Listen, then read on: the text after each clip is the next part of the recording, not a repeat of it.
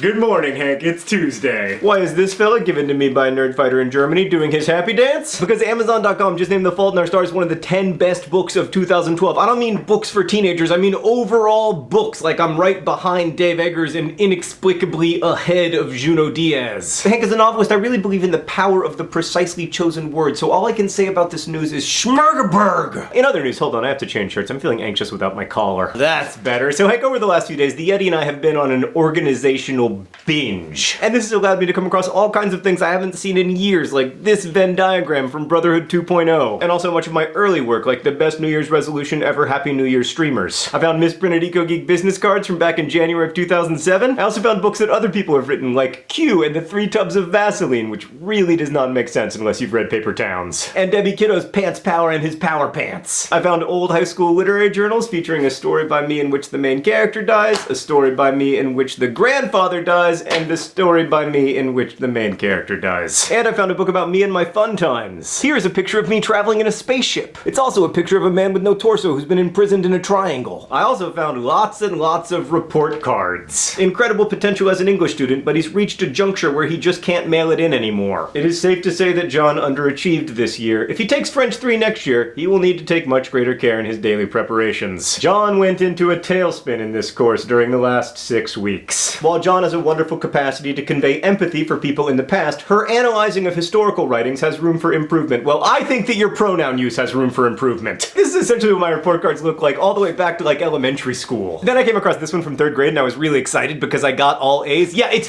Hank Green's report card. Dang it! But that's not nearly as embarrassing as my book of peaceful and amusing poems. I don't know when I wrote this, Hank, but here is my biographical poem. I'm gonna say that I was like 8 in my defense. So this is called Bio Poem. John, nice, peaceful, visionary, joyous, lover of peace, hope, and Jennifer. It must have been 4th grade because that's when I dated Jennifer Keane, so I guess I was older. That's, boy. I was 10. Oh God. Who believed that world peace could someday be? Who wanted good grades, high moral standards, and world peace, in case I have not already mentioned that. Who used his money, his love, and his writing. Who gave his money, his love, and everything he had. Who said, visualize world peace. It could happen.